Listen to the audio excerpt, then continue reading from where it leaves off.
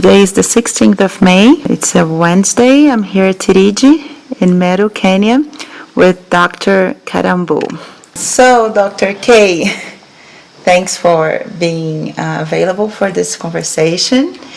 And this is just an informal conversation. I don't have a script. It's just some curiosities about your life and your journey so far.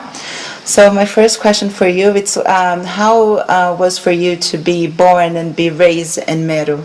How was it to now? What does it mean for you? Now as an adult, I can give it meaning, but growing up as a child, it's like, that's where I was born. So here I am, kind of thing. But now, having traveled and having lived in other places, I think I'm very blessed to have been born and raised here, because we had a very tight family, and the community was also very supportive. We had friends from families around where I grew up. It was very safe. We could walk anywhere. Growing up, if we knew that we had to do the right thing, not because our parents were near, but if any one of my friends' parents found me in a place that they thought this is not safe, or doing something that was like, this is not good, they had the right to discipline me. So, or they could come and report it to my parents and things like that. So we had a sense of community, and that's the best part of being raised here that I really love, is that there was a community around which we grew. For me now, as an adult, it makes true the saying that it takes a village to raise a child. Wow. Yeah. And you said something interesting about when you're trying to make sense as an adult about what was to be born here. You said, now that I have traveled and living abroad, I can understand this. So what was the first opportunity for you to travel abroad, and how did it came to life? My first travels abroad were to South Africa. I went to do a master's program there in Durban, KwaZulu-Natal University.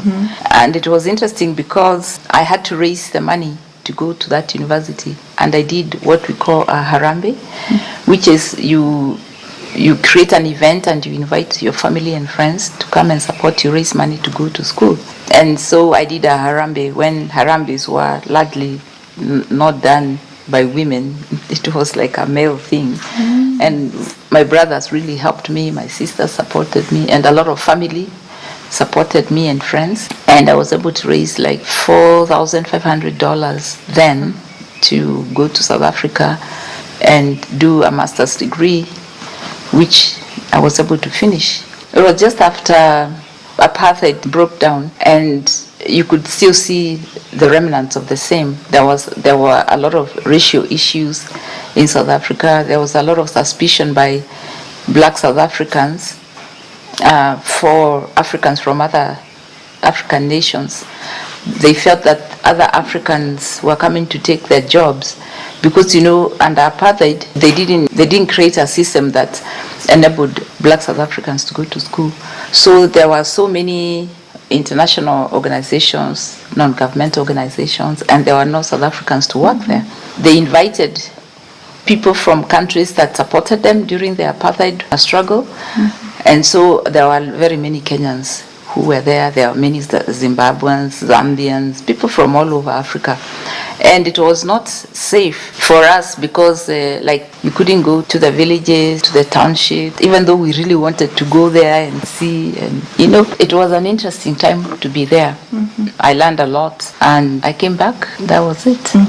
Yeah. Do you think that this experience had create any impact or change your journey through your work or the way you your plans? And actually for me, I think at heart I've always been a pan-Africanist.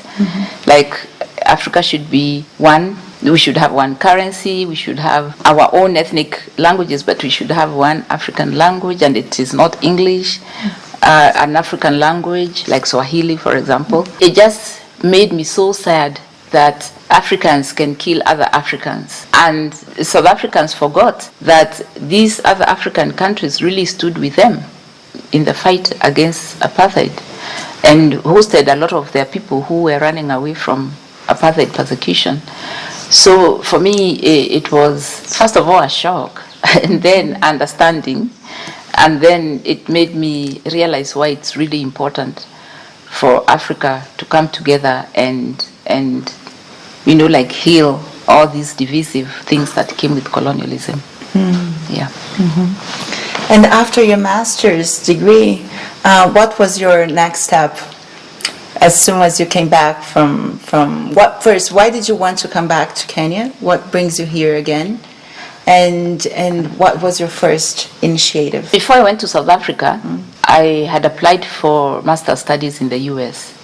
Then it took forever. When I didn't hear from them and I got this opportunity to go to South Africa, I went to South Africa. That's typical me. I may have applied to something, but I'm not going to sit down and do nothing. So in the meanwhile, I went to South Africa, and when I finished my master's and actually was writing my PhD proposal in South Africa, I got a response from the American university where I'd applied for a master's degree, and they had actually given me a place and a full scholarship. Wow. But you cannot get an American visa when you're in a foreign country. So I had to come back to Kenya to apply for my American visa, which I didn't get for 2 years. So I went back to the university to work. They denied your visa. Yeah, that grounded me for 2 years. I went back to work in the university where I was working before I went to South Africa, and then started reapplying again. So by the time I got the visa 2 years down the line, I had to reapply again. And this time they gave me partial scholarship. I eventually managed to go to the States, but then I had to look for money for upkeep and stuff like that, but at least my tuition was paid for. When I came from South Africa, I was actually coming for a visa to go and do my doctoral studies. So when I went to the States then, they wouldn't accept my South African master's degree so that I could register directly for a PhD. So I decided to do the master's program they had invited me into so that I don't waste time. Then from there, I applied for a PhD. So I have 2 master's degrees by default. But I chose to do my second master's degree in theology because I wanted to understand the role of religion in conflicts in Africa. So I did some theology core classes, but my focus then for my electives was social justice and peace building. And how was it for you to have to go to the United States to study a subject related to Africa? I mean, there was nothing strange about it because I knew that in everything you contextualize. So I can learn whatever I learn, but then it's up to me to link it to my situation. So I did a lot of research on stuff that was happening in Africa, and then I would connect it to the theory that they were teaching us, stuff like that. So it wasn't strange. The only strange thing when I was in theology school was that because I took a class in African religion, not African religions, African religion, because you realize that they say that there are 3 or 4 major religions in the world: Christianity, Islam, blah, blah, blah. And the African religion is not one of them. Because when missionaries came, they tore apart the African religion and they said that we believe in, I don't know what. If you study African religion, different religious strands, you will see that they kind of have similar underpinnings. So we're like, how is it that a whole continent does not have a religion, but we have African religions, you know? So I got to understand the significance of a people defining themselves and figuring their religion not from someone else's perspective of it, but from who you know you are. So for example, the missionaries came and they said that we worshipped Mount Kenya. People didn't worship Mount Kenya. Mount Kenya was the largest thing that was in their vicinity that looked wow. And they thought that that was the seat of God. That's where God lived, you know. So that is where they went to say their prayers and things like that, but they didn't worship the mountain. It is in those conversations that I started realizing the significance of knowing who I am and telling my own story. Like this African proverb that says that until the lion learns to write, the story will always glorify the hunter. So people who wrote books were, of course, people from the West. And they told the story from other people's stories from their own perspective. But now the thing is, what's my story? And I want to tell it myself. For me, the religious bit, when I was in the School of Theology, that was a great eye-opener. And then I also made the distinction between religion and having a spiritual journey. And there are so many things that are taught in churches that people don't even understand are man-made. Religion largely was a tool to control people, to control masses. So if people don't understand that, we still see a lot of places and spaces, religious spaces, where people are truly colonized. But now the colonizers are not a person with a different color than ours. It's our own people, because it's a tool of control. No wonder someone said that religion is the opium of the masses. So for me, that was really an eye-opener for me. I said that because the school that I went to was a very liberal school of theology. I say, if you go to that school of theology, you either backslide or you anchor your faith. Your faith is deepened, because it's like it throws you in the deep end of stuff, and you have to figure out what's true for you. So I really loved being there. Wow. Yeah. So this is your journey, so your first journey in the United States. And then you took this master's degrees in theology, and then you applied to the PhD in the same university? No, you came back and then... No. How was this transition to the PhD? So while I was at the School of Theology, it's a separate entity from the University of Denver, but they are kind of in the same compound. If you are fully registered at the ILIF School of Theology, you can take a free course at the University of Denver and vice versa. So when I was at ILIF, I took 4 credits, that was full registration, and an extra one for free at DU. When I was going to the States, I was going to do a PhD in media. DU had a school of communication, but their media department didn't have a PhD program. Their communication department had a PhD program. So I started taking communication classes. Every semester, I took one communication class at DU. By the time I finished my master's program, I had taken a full year's communication courses for free at DU. So that is where I started mingling with communication professors, took courses that interested me. And so by the time I finished my master's, I knew I was going to register for my PhD at the School of Communication. And I had already identified an area that I was interested in, that is culture and communication. And I knew I was going to do intercultural communication. And I already had a professor whose classes I took, and I liked her very much. So after my master's, I applied for a PhD at DU, and I was admitted. Were you returning to Kenya in this period, or you stay? Every summer I came home. It's just every So summer. every summer what I did is, it was interesting because God provided opportunities for me to come and work for a month, and then for the rest of the summer, I would stay at home. So every summer I would look for people who needed Kenyans to go and work in Kenya for free, as long as they paid for my ticket. So they would pay for my ticket. I would go and work for them for 1 month without pay, and then the 2 other months I was able to stay at home. So every summer I went home. Wow. Not on my ticket. And that's how I was able to start IPI programs here. We had already started working with the women, started working with the children. We were paying school fees for them, but we didn't have cash, so they stayed with their guardians. And at the University of Nairobi, I was on paid study leave. When you're on paid study leave, they pay you 80% of your salary. 80%. Wow. Yeah. So every 3 months I came, there was money, I would do my work, and then I would go back. Wow. And that is how IPI was started. IPI. And now you say that your main interest, you knew that you want to work with multicultural communications. And how do you see this being applied nowadays in your work? Wow, every day. this place is a multicultural space. This year, I think every day we've had someone from outside here. But also we are multicultural in terms of Kenyans here. I think we have so many different ethnic groups represented in our staff and the people who volunteer here and things like that.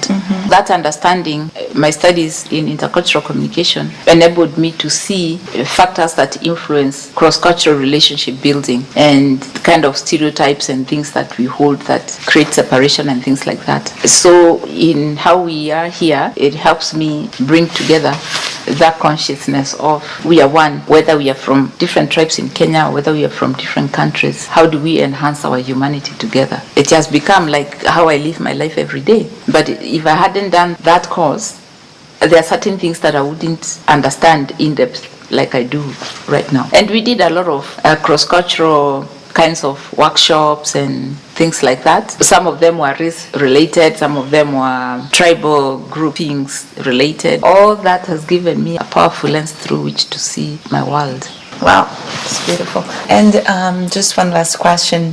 Could you please explain a little bit of the concept of from empowerment to empowerness that you always talk about?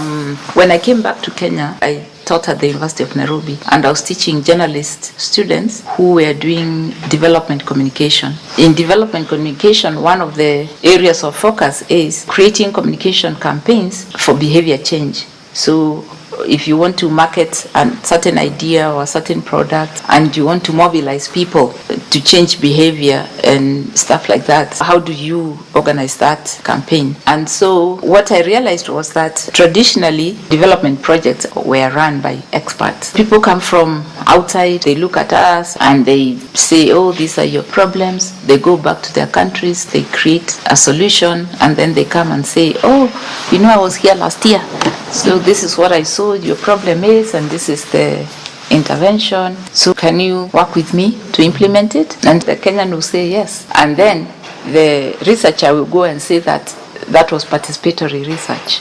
But you see, they didn't involve people from the creation of the concept and the problem and thinking about the solution and all that. So a lot of development projects that we studied had issues. You know, there is no one that you saw really empowered people to step into their power, that enabled them to actually work with these people from the beginning, and actually the problem be identified by the people themselves, not by the experts. And the experts, of course, were not here long enough to live with the people and experience the life that the people were living, and to see why those things were problems or challenges and stuff like that. So when I started teaching this class, it was very difficult to get successful models, and the students started asking, isn't there any successful model we can talk about? Why are we always critiquing projects and things like that? And then with time, I would say to the students, or the way that I structured my course was, there were about 13 stages of this communication campaign model. So I would say the class is going to be run as we study every step. The student identifies a real life problem, either in the university or in their communities where they come from, because they know their communities very well, and apply all the stages to that problem. So like where we are talking about stakeholders, you look at your scenario and say, who are the stakeholders that you're going to work with? So it wasn't just theory. It was applied theory, if there's anything like that. And so they were supposed to, by the end of the class, to actually present a proposal for how they would resolve that problem. And you see, that's an engaging process. I'm not just going to class and teaching and telling them you go. I'm saying apply this to a real life problem, because I believed that it's within the academia that we have the opportunity to use theory to transform things on the ground practically. But the students felt that that was a lot of work, and they were not willing to do it that way. Then what I did is I decided I am going to go out and create a successful development project and use it as a model that these universities will be bringing their students to come and learn from. So that is what I did, because I started getting into trouble with the students because they don't want to work. the administration does not want students to go on strike. So they had a professor who used to give them easy exams, like multiple choice kind of questions. And these are fourth-year students ready to go out. So I realized that the university also was not committed to transformative education. They just wanted the easy way out. And so that's how I took early retirement and left. And so I came and concentrated on building this. That's the kind of intro to why I left. Then, as I did the work, I realized that a lot of NGOs have their own agenda. So even if we are working with women, but really we are answering to the call of the people who've given us money to do the work.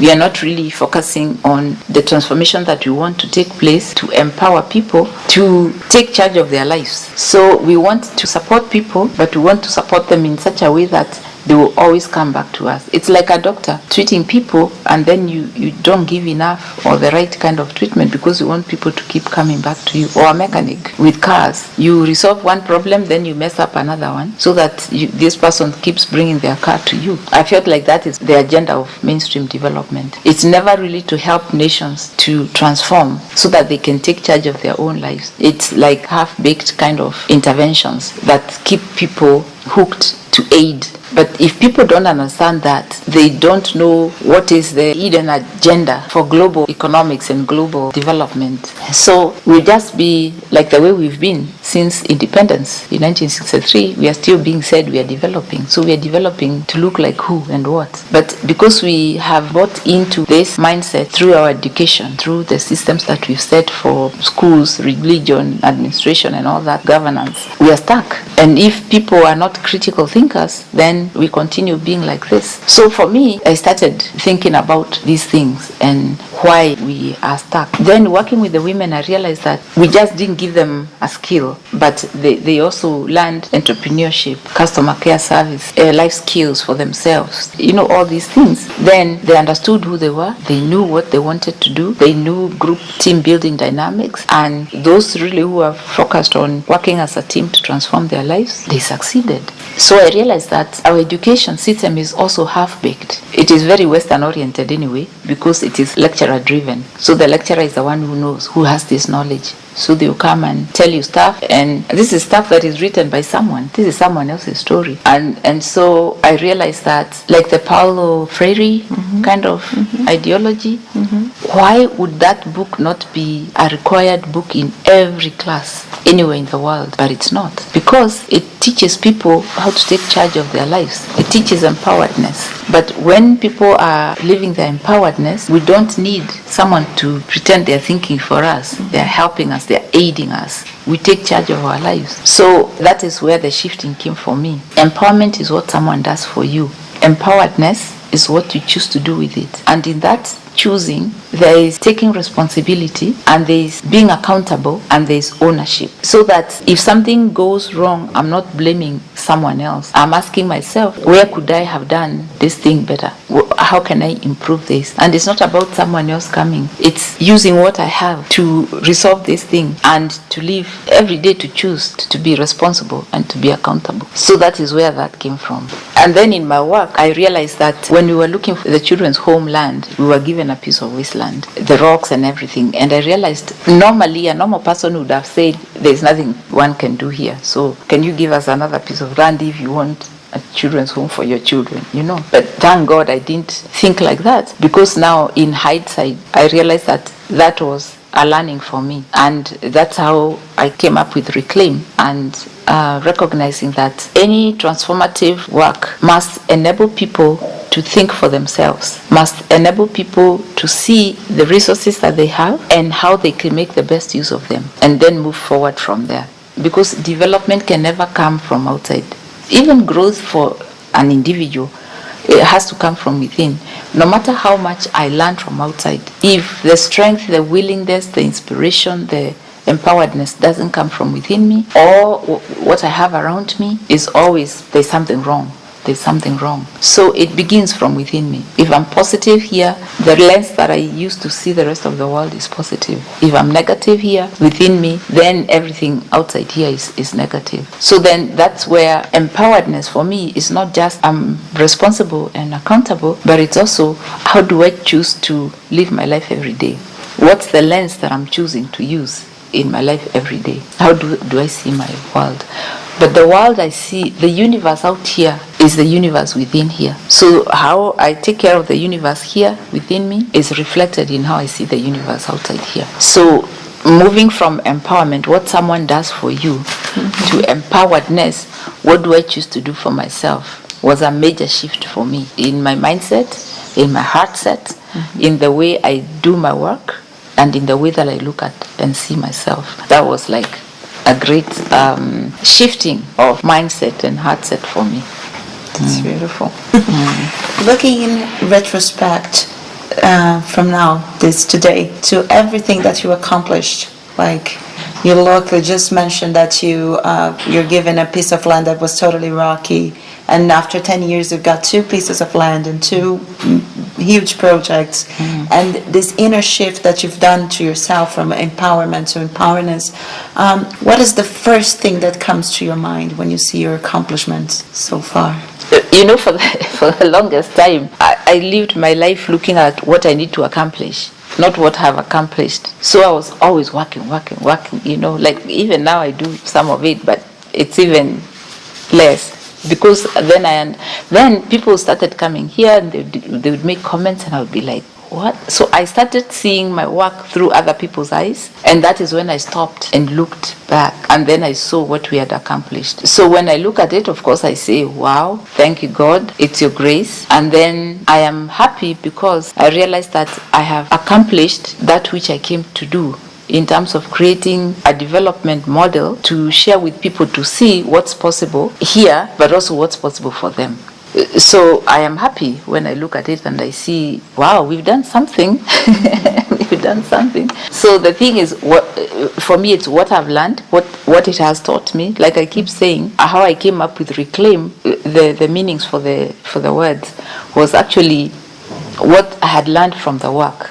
It's like the work taught me that growth is both about growth for me as an individual, growth for the people that I work with, also the transformation on the ground, the environment, and how those things have changed, how they impact people, and how people reflect on their lives when they come to these spaces. So that makes me happy. And before, I didn't own that. I was like, oh, well. But now I really hold it and value it and share it with pride, humility, gratefulness, because it has made a difference in my life and in the life of the people that live here, but more so in the life of the people who visit. So now I recognize that I own that and I'm grateful for it. Yeah. Do you feel a free woman? Free? Free. Yeah, absolutely. But I don't know what freedom means for you. What freedom in means the to way in the way that you ask me, because what it means for me is when I understand who I am, when I know who I am, and I understand what stops me, both systemic, institutional, and within me. And when I know that in that understanding I have choices, like no one has to tell me, the choice is mine. And when the choice is mine, I choose who to work with, where to work, where to go. There's no place I can't go. There's nothing that I can't do. That awareness for me is freedom. So I'm free. I'm free because I know who I am. I know my purpose. I know the direction I want my life to take. I know my story. I know who I want to work with, and I know who I am becoming. As I become, and there's a future that is there that I haven't seen yet, but I'm stepping into. So not many people know that. So that's what I share with people, to find who they are, to understand what stops them, to create a new story. Every day there's an invitation to create a new story by changing my mindset and my heart set, and recognizing I have choices in terms of who do I want to do this dance with, who do I want to work with. I have all those choices. When I'm in that knowing, the actions that I step into, I understand, need to be informed by how I be. And in that being, who am I becoming? You know? So even the gifting to be able to recognize that, for me, is like, thank you, Lord. Yeah. Thank you so much. That's freedom for me. So beautiful. Yeah. So thank you so much for this conversation. And can I ask you a tip of a book that talks about, or any resource you have that talks about cross-cultural encounters and understandings? Is there anything you would recommend, or anything that you find interesting that came up during our conversation that you thought of? Well, there's a book that I once came across that is called This Bridge Called My Back. If you read stuff by somebody like Maya Angelou, Alice Walker, if you read African writers like Chinua Achebe, there's a girl, a Nigerian lady, who has written a book called The Danger of A Single Story. A Single Story. I know her. Yeah. I was just reading a book of her. Yeah. I can look and give you a list, but those are the ones that are coming to my mind now. I had a whole booklet this size of the readings that we did when I was doing my intercultural communication studies. But even my advisor has written a book called Dancing with Difference, and I've written a chapter in that book, and it's a great book on these issues. Okay. Yeah. Thank you very much.